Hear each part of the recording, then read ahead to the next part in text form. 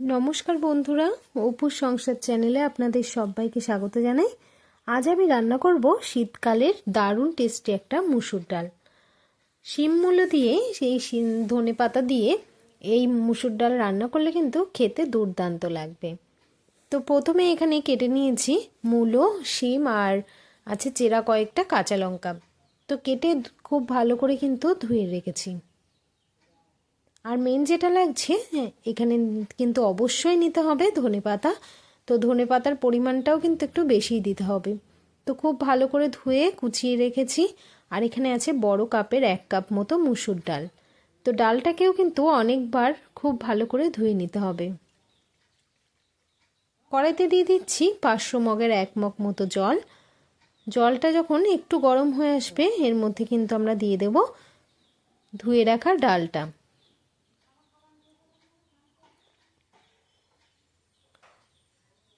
তো ডালটা ওদিকে কিন্তু আমি ধুয়ে নিচ্ছিলাম।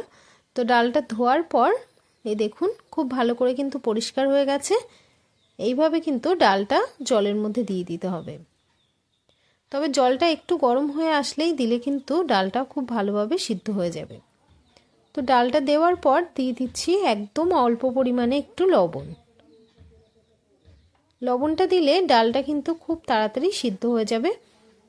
তো লবণটা দিয়ে খুব ভালো করে ফুটিয়ে নিতে হবে এভাবে। আর এভাবে ফুটিয়ে নিলেই দেখবেন ডালটা খুব তাড়াতাড়ি কিন্তু সিদ্ধ হয়ে যাবে। তো ডালটা এখানে একদম সিদ্ধ হয়ে গেছে। এবার এর মধ্যে আমরা আগে থেকে যে করে রাখা গরম জল, সেই জলটা দিয়ে দেব পরিমাণ মতো। তো জলটা আমি দিয়ে দিয়েছি। এবার একটা কাঁটার সাহায্যে ডালটাকে কিন্তু খুব ভালো করে একদম মিলিয়ে নিতে হবে। আর ডালটা কিন্তু দেখবেন একটুও কুচি কুচি থাকবে না যদি খুব ভালোভাবে সিদ্ধ হয়ে যায়।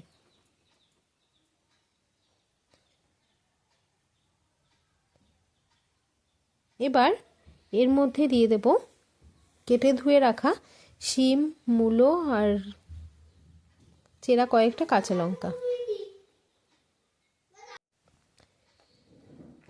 এবার এর মধ্যে কিন্তু দিয়ে দেব পরিমাণ মতো লবণ।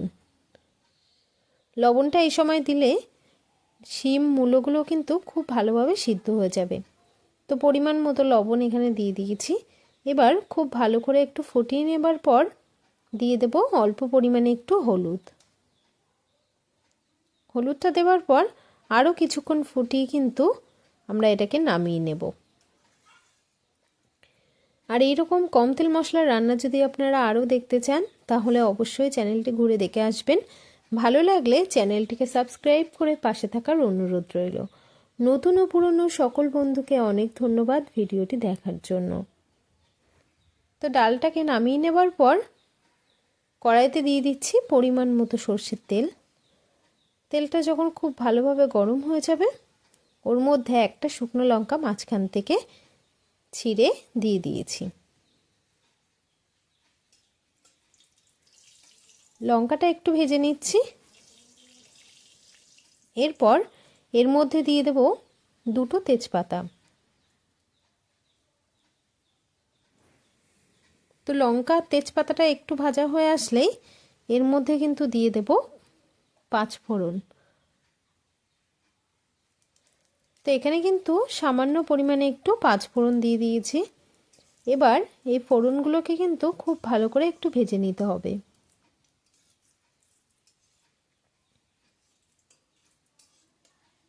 তো 1 মিনিট খুব ভালো করে কিন্তু আমরা এটাকে ভেজে নিয়েছি। এবার যে ডালটা নামিয়ে রেখেছিলাম, সেই ডালটা কিন্তু এর মধ্যে আমরা দিয়ে দেব। আর অবশ্যই গ্যাসের ফ্লেমটাকে কিন্তু একটু কমিয়ে রাখবেন, তাহলে দেখবেন ডালটা আর অতটা ছিটকে আসবে না। এবার গ্যাসের ফ্লেমটাকে হাই ফ্লেমে রেখে ডালটাকে একটু নেড়েচেড়ে নিচ্ছি।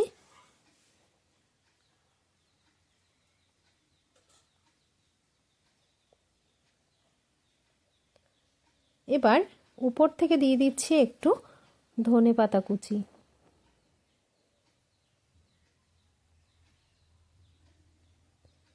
ধনেপাতাগুলো একটু আগে দিচ্ছি, আর কিছুটা রেখেও দিয়েছি পরে দেওয়ার জন্য।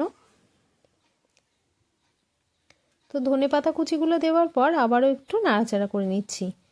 এবার ডালটাকে কিন্তু খুব ভালো করে ফুটিয়ে নিতে হবে। দেখুন ডালটা কিন্তু খুব ভালোভাবে ফুটে যাচ্ছে।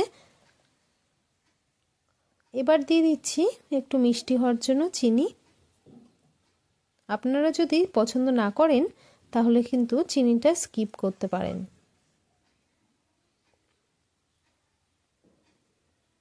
তো চিনিটা দেওয়ার পর খুব ভালো করে একটু ডালটাকে নাড়াচাড়া করে নিচ্ছি।